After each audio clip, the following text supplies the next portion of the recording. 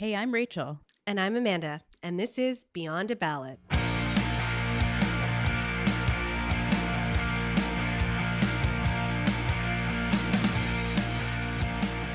Hello, and welcome to the first Beyond a Ballot podcast of 2024.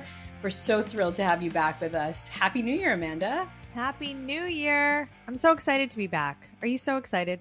I'm so excited. I think I sent you a text at some point over the break, and I was like, I can't wait, or I miss you. Did I write that? Maybe I didn't send it. I was too nervous. No, I miss you. I miss our conversations and you know, because we're such political junkies, I miss politics. Yeah. Well, there was a lot of them. It's been over the last few weeks. Spicy little season. They've given us tons to talk about. We're going to have content for the next month, just based on what's happened over the last couple of weeks. And boy, is that a good problem to have. Yeah, especially when the House isn't sitting. And, you know, usually this podcast follows the parliamentary calendar, but we were so eager to come back. We're coming back a week in advance just to review everything that's happened over the holidays, because so much has. And also just to bring everybody back and say Happy New Year. 2024. I can't believe we're at this point. Can you? I know. Did you have a good break with your family? I did. As everybody knows, I have 2 young children. So entertaining them over the holidays, which is something that I know there's a lot of parents that listen that can relate to this.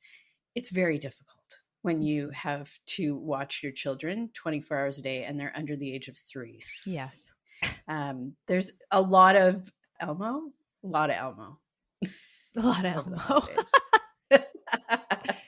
Too much Elmo. What about you? We had a family vacation, and then we came back to our very, very, very sub-zero temperatures in Ontario. So we've been bundled up and hitting the ski slopes, as every, you know, good Canadian family does, out skiing and skating and building forts and snowmen and all the things. But it felt like a really long break, because I think the kids got off earlier and felt like an extended period. So it was also nice to get them back to school and to get back to life, back to our routine. Conversations. Yeah. So my family's trying something new this year. We actually moved to Hawaii for the month of January to try, and my in-laws are here for many months. And they live in Toronto. And so my kids don't get to see their grandparents that much. But we thought we would try this, and I've never been away from home for this long. And it is, I crave the routine. I really do. I mean, I'm very appreciative of being here.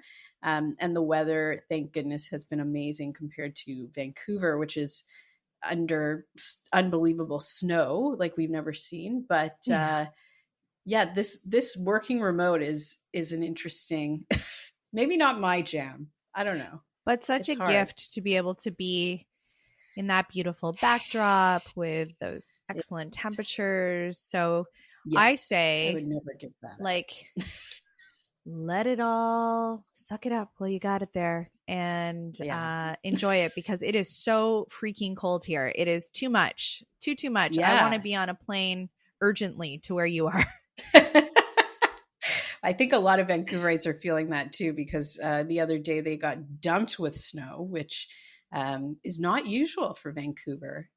And I think everyone's a little bit in shock.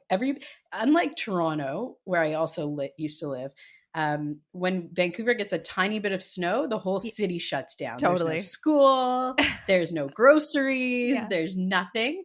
And just like from thinking about the political, I obviously worked with the mayor during his campaign, which I've talked about on the pod before. And I remember snow removal being such a big part of the campaign, and people asking, like, how are you going to do it differently? And every time it snows in Vancouver, I think, oh, I'm so glad I'm not in the mayor's office. I don't want to deal with the snow. Yes, it's exactly. such a stress in Vancouver. Yeah. Because we have no plows. I feel like that's not as much of a stress here. Everyone's ready for it. Today, I think it was like with the wind chill, it was hitting minus 25. And, you know, there's places across the country that were really in a dire position. I think Edmonton was, or Edmonton area was hitting minus 50. We love to Yeah. talk about the And weather in Canada. I know that's oh, not why you're are here, we diving on into friendly the weather? listeners, Sorry. but we'll get off that one. But we also love when it's a change of season and we all have to like reacquaint ourselves to those temperatures. Yes. Although that was a political story, the Edmonton Yes, cold snap, that's because right. It was, actually cold snaps are very political because you're talking about getting rid of snow management, and then shelter and housing the unhoused, and all these questions. So it's actually a difficult one. And Edmonton ran out of power, or Alberta did, yes. and BC was giving it to them. So you're welcome, Alberta. But yeah, weather's very political. Of course we should talk about weather. Oh my gosh. Other crazy things happening in Alberta. Mm-hmm. Our friend Rachael Notley is making her decision to step down as leader of the NDP. That was big news. Was that unexpected news? So I was going to say, it actually was surprising to me how long it took her to step down, because she was a sitting premier. She lost. She ran again. Polls were really close. Danielle Smith came in.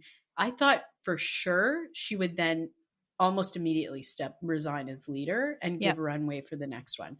I'm surprised it took her this long. I'm sad to see her go. I mean, I'm not an NDPer, but I still think she was a phenomenal leader, and her family has a really strong history in Alberta politics. So it is somewhat sad that she's going, but I think the surprise for me was the fact that it took this long. Yeah. I will say Heather Stephenson in Manitoba also announced this week that she's stepping down. She was the leader of the PCs, also premier, and then lost the premiership in this last election last year. That for me was more surprising, because she's had a long run in Manitoba, and I mean, sad week this week. 2 all-star women leaders stepping down. And on that topic, another woman leader in Ontario, Bonnie Crombie, newish leader of the Ontario Liberals, seemingly the threat du jour, saw some very pointed ads placed by the Ontario Conservatives, some negative attack ads on Bonnie Crombie went live this week as well. So a lot of action, but those are not the biggest news stories. So should we get into it? Let's dive into those. Okay. Let's talk about what's happened over the last 3-4 weeks, but it feels like 10 years. Totally. So many things. Okay. What do you think is the biggest story we're following right now?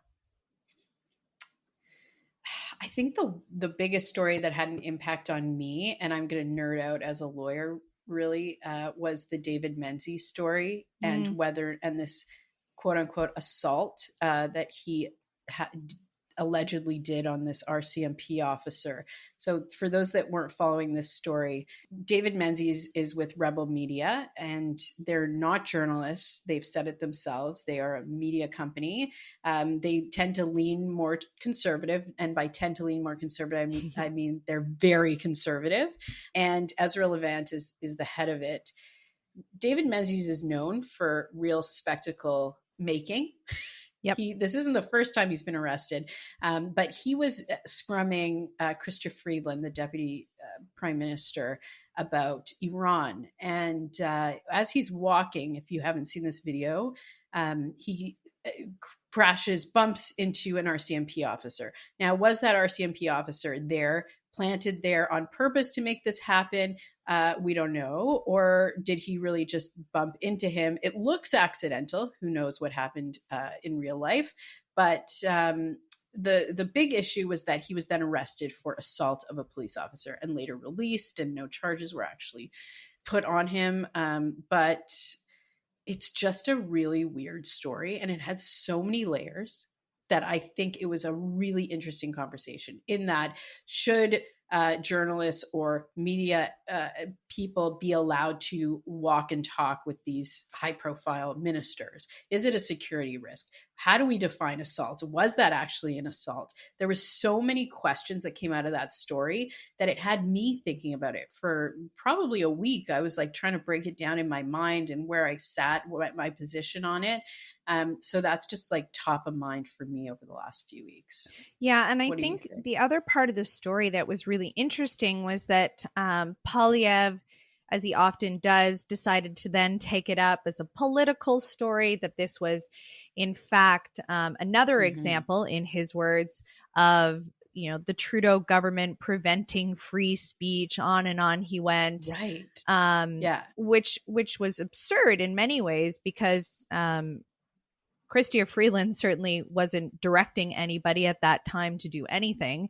If anything, this was an RCMP issue. It had nothing to do with the government at all. But it does go to show, and just for the listeners' benefit, rebel media is so polarizing that even Andrew Scheer, former Conservative leader, refused to do interviews with Rebel because of their soft coverage of white supremacist rally in 2017. So like they go into some extreme territory.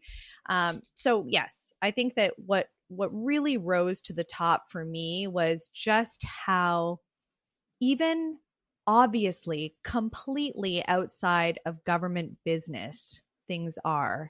If a politician is in frame or in shot or in earshot, there's a potential that this then becomes a political story. And the Conservatives continue to do a very good job of creating scandal even when one doesn't exist, in my view. They also fundraised off of it, which I thought was really interesting, because both Rebel and the Conservatives. Yes. I wonder how Ezra felt about that the Tories were trying to share in that profit margin, because they immediately put out a fundraising email. I wonder how it did actually. But the point is, this story had so many layers. And yes, when a politician is involved, especially a politician that's second in command, totally, and especially a woman, I hate to say it, but the security question, especially around women politicians, is something that we've talked about, we've thought about. And so how this plays into that as well is top of mind for me. For sure. I don't know. Me and my husband are split on this story. He's like, nobody should be running after politicians. And me, who's run after politicians as media, it's really hard to get that news clip. I mean, if he wanted an answer on Iran and being becoming a terrorist, recognized as a terrorist organization by Canada, the Iranian government. And where do you get that soundbite if you don't go and ask for it, chase it, I say. What was your top story? What do you think? I mean, listen, this was a tough few weeks for the party that I'm most associated with, the Liberal Party. Things have, things have not been so celebratory. They've been so many. It hasn't been such sunny ways, right? Hasn't been so many sunny days. No, sunny days. We're under a dark cloud right now. No, I think that there's a few. There's a few issues we're seeing, and I tend to pay. I definitely pay attention to the polls because we like to talk about them as commentators, and yet I try not to put too much stock into them because they're ever changing. But we always like to say the trend is our friend, and we're seeing some trending polling numbers that are going in the wrong direction when it comes to the Liberals. They saw a little boost at the end of December. Yes. And we all really talked about that emphatically. Yeah. And then we saw that celebrate evaporate. Those wins. And I think part of that has to do with, and most people will be familiar with, the Trudeau trip story. Yes. So, Rachel, do you want to share that story? Sure. I mean, I come from one perspective, but Trudeau went to, was it Jamaica this year? It was Jamaica. Before he left, they ran the trip by the ethics commissioner. It was fine. He said he would pay back the cost of all of the security, and that he has to take a government jet because of security issues. fine, everything's great. He goes down, he stays with a friend he stays in a resort somewhere. We don't know what what the room was like. We don't know what the cost was. Anyways, when he comes back, that's the problem. So the Conservatives have now asked the Ethics Committee to look into whether or not you're allowed to accept the cost as a gift of staying with a friend. Right. And it's a range. I'll give you that. Okay. So the top range with which Michael Barrett, a Conservative member of Parliament, who is really the voice of the Conservative caucus on a lot of these ethics issues, he says that it's somewhere around $84,000, the cost of this trip. The average Canadian income is $70,000. So really, I think I actually posted this to my Instagram page and asked people what they think. And my followers are in two real camps. One being, let the guy have a vacation. Politicians need private lives also. He also had a crazy year in his private life. A lot of other people were saying, read the room. Canadians are struggling. Groceries are more expensive. Yeah. And the Prime Minister is on a fancy vacation that potentially could cost more than the average Canadian annual income. And so it's a big split. And I think I think the Canadian public is split on that. But I would say for me, it was like, if you're so down in the polls, and I get that they went by the ethics commissioner, and I cannot for the life of me understand why the Liberals can't get this right when it comes to ethics issues. But read the room. I think, vacationing in Canada or, I don't know, just like going to a friend's beautiful getaway is not the easiest thing to sell when you come back. Yeah. Yeah. I get it. I think that, so a few things. We don't know the cost, right? And of course, the Conservatives, it's to their advantage to come up with the highest possible cost that it could be based on the highest let's split possible. It down the middle. Exactly. But there are villas in that resort that go for much, much, much less. So we don't know that cost. What we do know is that it didn't cost taxpayers anything. And I think that's really important. And this is qualified as a gift. And I think the other really important factor is that PMO put this in front of the ethics commissioner before the Trudeau family went on their vacation. And in my view, it's kind of like, we may not like it. We may not like where they went. We may not like why they went. We may not like the price tag associated with it, but there's an ethics commissioner for a reason. And if you bring something in front of the ethics commissioner and the ethics commissioner gives it the seal of approval, why isn't that enough? If it's not enough, then we need to look at the rules. We need to decide what is acceptable.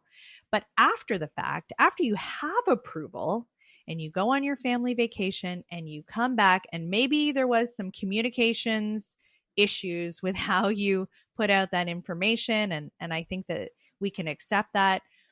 But to find fault in something that's been approved by the only body in place to approve it, I think is problematic. And I understand that the Conservatives, again, do a really good job of, making mountains out of molehills, so to speak. And some may disagree with me. They'll be like, no, Amanda, that really was a mountain.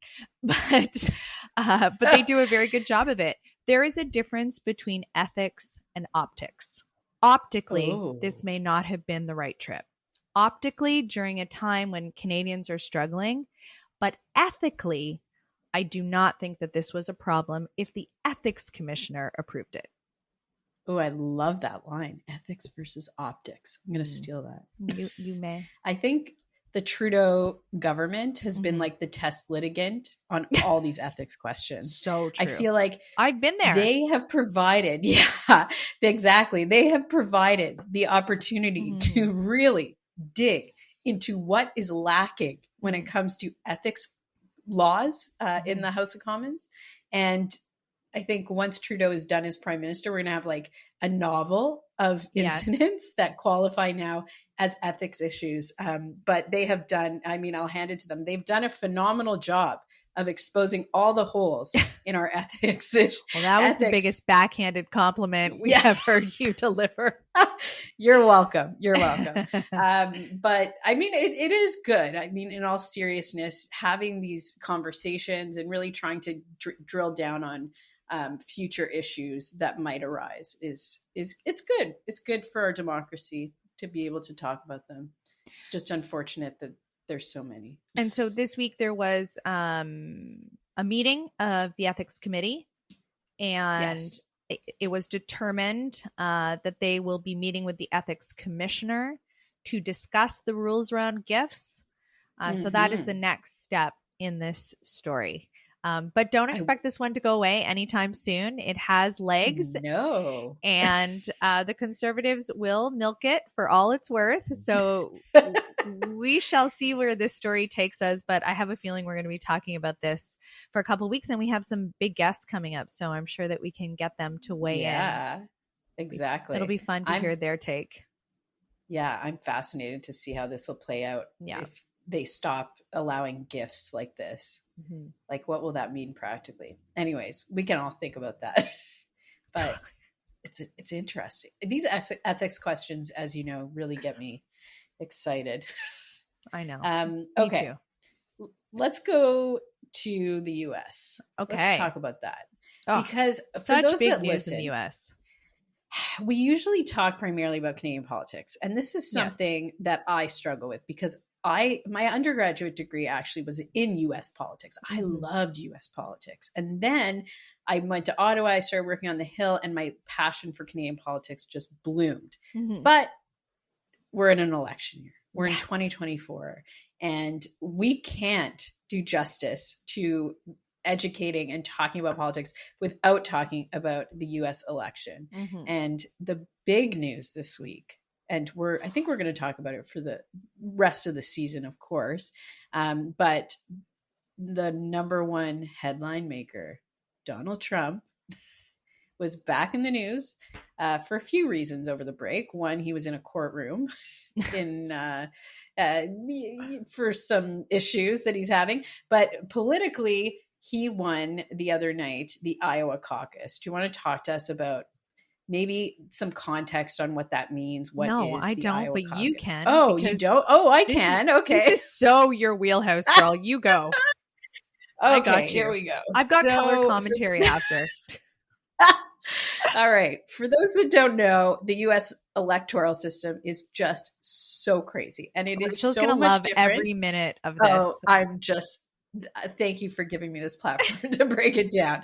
So the way that it works is that each party, there's a two-party system, Republicans, Democrats, they elect their nominee. And so right now where we are is that we are trying to elect a Republican nominee for the 2024 race, which to me, this seems like really close. You would think we would have more runway. I mean, we see for the 2025 federal election here, people are already announcing that they're running. They still don't know who the Republican presidential candidate is in the US. So obviously Donald Trump has put his name forward to be the nominee again, and polls are showing him way ahead. But there's been a big shakeup this week, and there was one other candidate, I'm just blanking on his name, but he pulled out and supported Trump. So he's trying to put all of his support behind him. And the big question is, like, who's the real competitor to Donald Trump right now? Is it DeSantis? Is it Nikki Haley, who I'm watching pretty closely? And what happens is that each state gets to put forward their presidential pick. And so this week, Iowa, which is typically a Republican state, a red state, they voted on their nominee, and that person was Donald Trump. No surprise there. He was polling pretty high. But a few things came out of that. One, who was going to be number two after him? And DeSantis actually came in second, although Nikki Haley, who was I was listening to her campaign and they were saying, we thought we had no shot. She came in third, which was actually pretty good for her. And the other big thing was the fact that the media called Trump's win super early. Yeah. And that a lot was based on polls. So that, when does the media get to step in and announce the winner and make the call? That was a big narrative in the US this week. But let's dive into Trump. So go with your color commentary.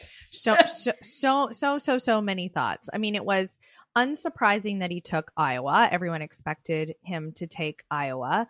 But it's still a blow. By how much?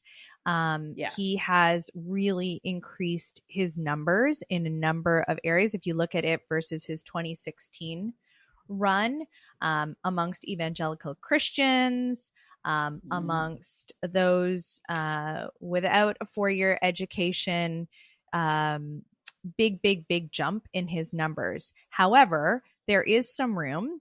You see that in those educated with a 4-year degree or more, really resisting a Trump nomination. That could spell trouble for him in the general election. A lot of the commentators were talking about that. DeSantis also put quite a bit into Iowa, so his poor showing, I think, proves that he's likely, if not right now, likely in the next little while, will pull from this race. We'll see how he does in New Hampshire, where Nikki Haley is expected to do better. She's obviously more of the moderate candidate.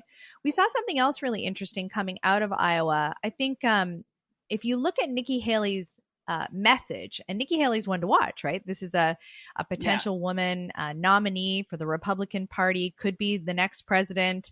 Her message got a lot more pointed after Iowa. So while she was taking, I would say, a slightly more moderate approach to messaging, she came out of Ottawa guns a-blazing. She called it, she said, you know, we should not stand by another Trump-Biden nightmare. So it was the first time that she used such pointed language. So I think we can expect to hear more for her. She's going to ramp up the rhetoric. Her campaign knows that it needs to, if they're going to take some of that DeSantis vote and really be truly the alternative candidate to Trump.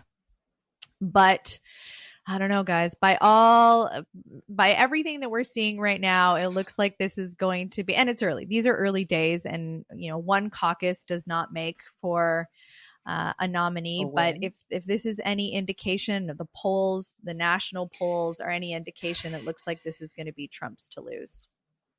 I am so exhausted already. I you know, people are like, oh, I'm scared of Trump. And, you know, it is somewhat scary, especially the relationship with our current prime minister. And we saw that the other day when Trudeau actually commented on Trump, a potential Trump win, saying that it's really difficult for Canada. But I'm just exhausted of it's like once he was gone, it felt like, okay, we're back to regularly scheduled programming. But it could happen again. And it's fascinating.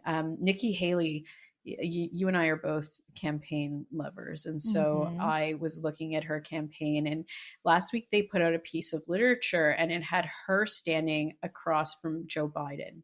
And for the first time, I saw that visual of her being the candidate. Yeah. And I thought that was a really powerful piece of literature that her campaign put out last week, because especially when somebody like Trump, who's like such a media marvel, like everything is visual with him. And so to see her in that position against Biden for the first time, I was like, all right, I could see this happening. I could see it. Unfortunately, like my gut just keeps telling me this is Trump's show. Yes. Whether it's Trump's win. It's interesting. You talked about the 4-year educated have a 4-year degree. The college degree. Said? Yeah. Yeah. Are those typical Republican voters? I don't know. I feel and I think you're right. They tend to lean more to the Democrats, but interestingly, of the party, he hasn't made any headway with those voters. So where he's made headway in virtually every other kind of category that you would look at, and every other demographic, he's made a lot of headway, which is remarkable. Another noteworthy thing I thought coming out of this one was voters' response to the entrance poll question about whether they would still consider Trump fit for the presidency if he was convicted of a crime. Nearly 2/3 said yes. What is happening down there? What is happening? It's crazy that they're allowed to run in the US if they're convicted of a criminal act, because in Canada you can't. Totally. You can be booted the minute you get criminally charged. So what do you think, like a Trump victory? So we saw those early comments from Trudeau. How much do you think a Trump victory in 2024 could change the course of a Canadian election the following year?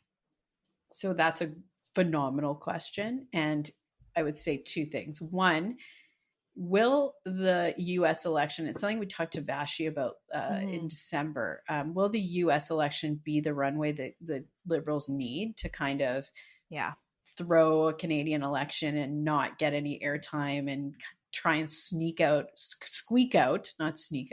a win for them because all the airtime is being taken over by the U.S. election? Or are they going to wait till 2025?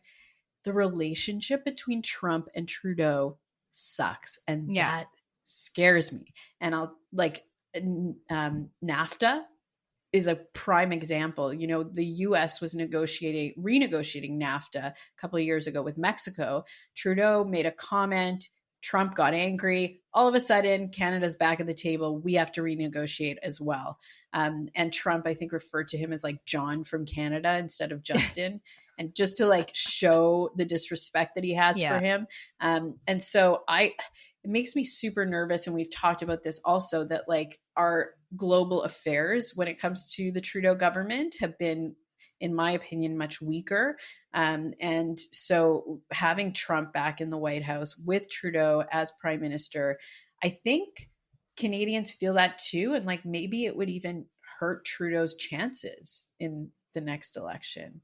I'm not sure Canadians feel that strongly, but I sort of see it. I sort of see the opposite. I think that, which is unsurprising.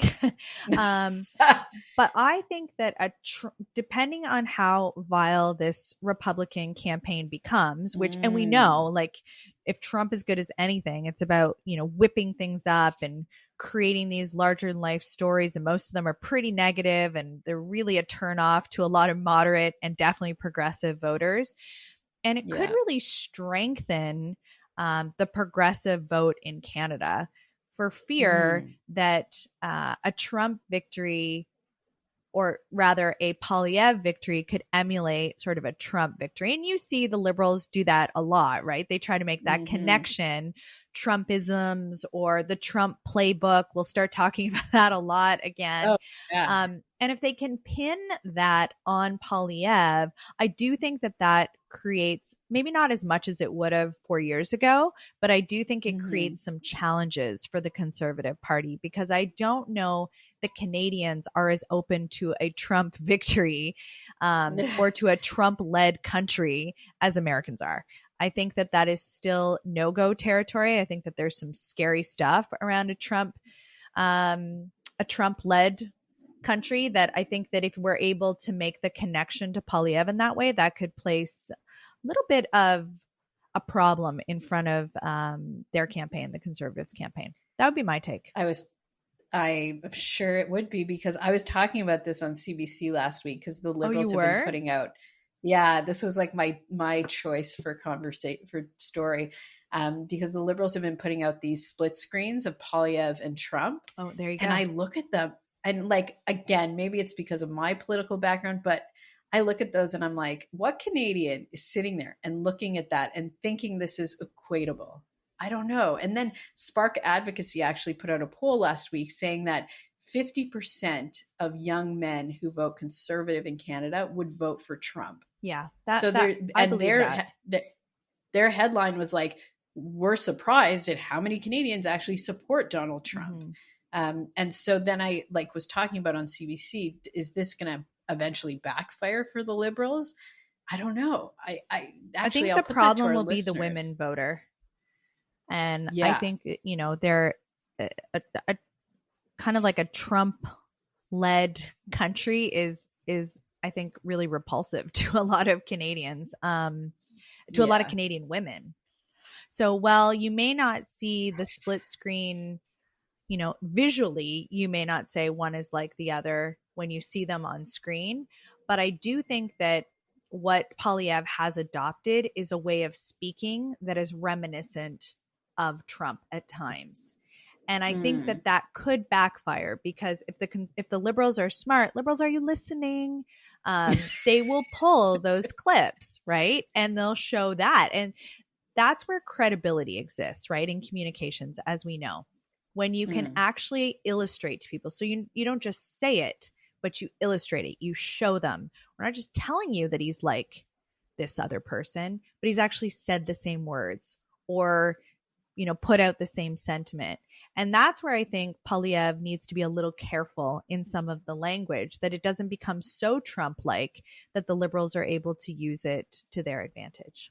Yeah.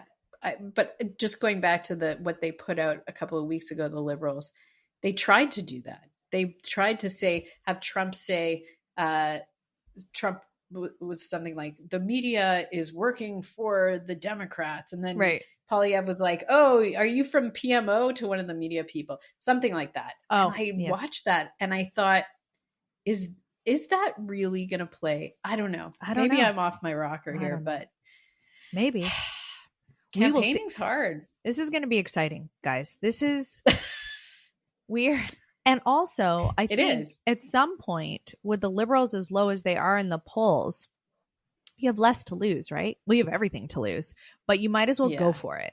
And I think a lot of Liberals are watching the party right now saying, for the love of God, go for it. Like, do something. Just throw it in. Come on now. And so where, Poilievre has worn the gloves really effectively and taken, the punches when he can.